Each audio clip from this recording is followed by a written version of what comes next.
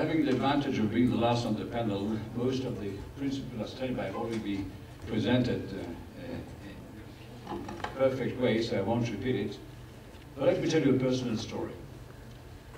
In the middle of the night, I'm called to the emergency room of the Territorial Hospital where I practice as a vascular surgeon to see a young man wounded, severely wounded. He's apparently a 16-year-old Palestinian boy who was shot by Israeli soldiers while apparently throwing stones. He was briefly treated in local hospital, and due to the severity of his wound, he was transferred to my hospital. The first thing which struck me when I looked at him and I entered the emergency ward were his eyes. His eyes were very, very black. He was extremely pale. He had lost most of his blood. And in his eyes, you could see all the hatred of the world. And all the hatred you can imagine for us, for the people who represent those who oppress his people and those who shot him personally. Well, there was a brief note from the local hospital where he was treated with the name Ahmed so-and-so and some details about the preliminary treatment he got. I approached him, say, "Hello, Ahmed, I'm your doctor. Are you in pain?" No answer. Just his black looks and the hatred flowing from his eyes. So again, I speak Arabic. So I tried to ask him, "Are you well? What does it hurt? Are you in pain? What's your last name?" Not a single word. We tried to identify him, to get blood from the blood bank. Then after a long time, I was desperate trying to get in contact with him. He pronounced just one word from his clenched teeth: jihad. Well, you all know what jihad means. Jihad means the holy war. And there was I heard a curse behind my back from one of the orderlies. Said, "Well, we are trying to save his life, and he's giving out this fundamentalistic propaganda. Let's send him back to Nablus and then take care of him." But my harsh people. I took him to the operating theater. It was a very long and very difficult operation. The wound was in the groin, both the arteries and the vein was shattered. It lost a tremendous amount of blood. I couldn't help feeling some respect for this young boy, who, in spite of his severe condition, his life-threatening condition, he stood by his principles and was telling his truths. So I must say, I kind of felt some respect for him. But the operation ended in the morning, and coming out, I asked, "Is there anybody from his family there?" And I was told, "Yes, his father is waiting outside." So I came out, there was a crowd of several men, and the father came out. Happens to be a doctor, spoke good English.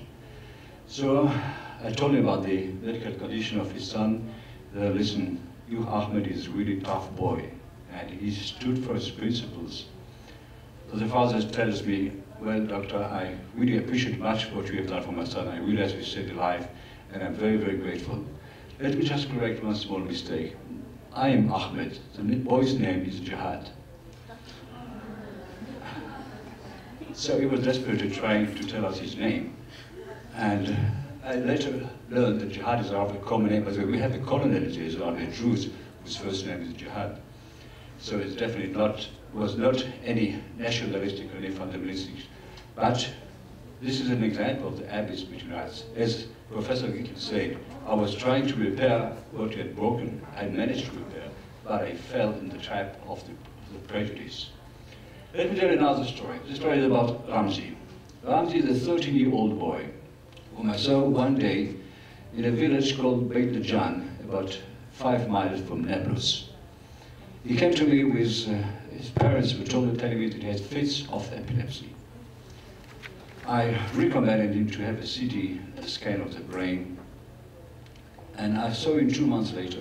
He had the result of a CT scan of the brain, and I looked at the CT scan and I was horrified. He had a tumor in his brain the size of a ham egg. He was recommended to go to the Makassar hospital in East Jerusalem, but he was told that there was no neurosurgery, pediatric neurosurgeon there. Then he was recommended to go to Amman, to a hospital. There are good hospitals, but he found out that the money which he'll have to pay for this operation is more than his father, a poor peasant, would earn for most of his life. So I managed to get him to my hospital, and he was operated a few months ago. He came back last week, and the father brought me one of the most beautiful presents I ever got from a patient. a plastic bottle with olive oil from his orchard. But how did I get to this, to meet Ramsey? I was there with the organization of which I'm proud to be a member of the board, which is called Physicians for Human Rights. And this organization is sending every weekend a group of doctors, Arabs and Jews from Israel, for a mobile clinic in villages in the West Bank. And the problem with the medicine in the West Bank is that there is a lack of infrastructure, very difficult, there's a lack of competence of medical personnel. There are disciplines which are completely missing there. And besides the pure medical problem, there's a social problem of extreme poverty, lack of medical insurance, and political issues and security issues which prevent the movement of patients. It took Ramsey 2 months to get his CT scan. He's living 5 miles from Naples. And what we do is mobile clinics is we treat, particularly for children. What we do is often enough, bring with us a pharmacy, and we give drugs free of charge. And we give advice and guidance to local doctors and local hospitals, and in some selected cases we manage to bring them over to Israel to treat them. We often have these clinics in schools, because when we come 12 or 15 doctors, we need space, so we take a school and we turn it into a makeshift clinic in classrooms, and I like it a lot, because we have around us children from the school who talk to us, who see us, who speak with us.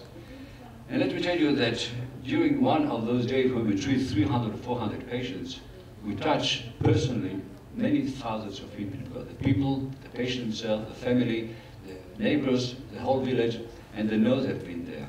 And for many of them, this is the one and only friendly contact they ever had with Israelis, because most of the contacts are either with soldiers or with security people or with settlers, and most of these contacts are brutal and unfriendly.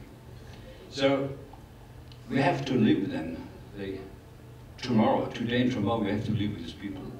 And we have to think about a way to create an atmosphere to show them that these people who have seen us in action, we don't have the pretension that we have changed the conditions of health in the West Bank, but we have given the people who have seen us in action a light at the end of the tunnel.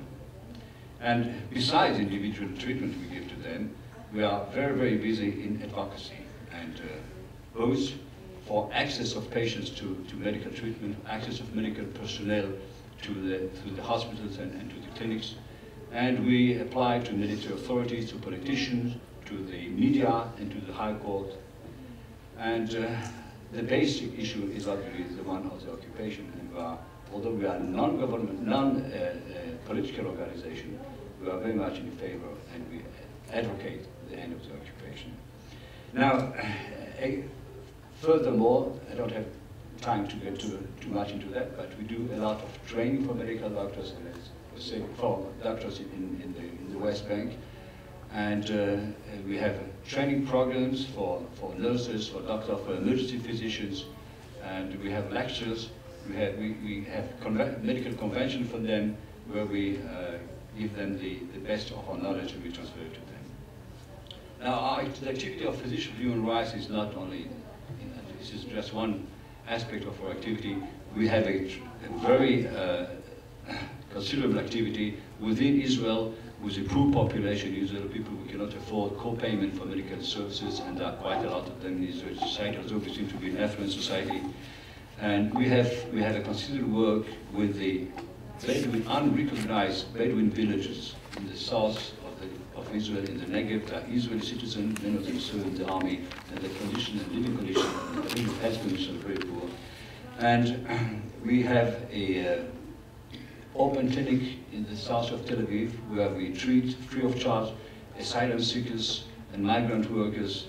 So this is the spectrum of our activities, which are very much in the terms of repairing the world, and with the emphasis on repairing the world, which is just close to us and next to us, and the people with whom we live tomorrow.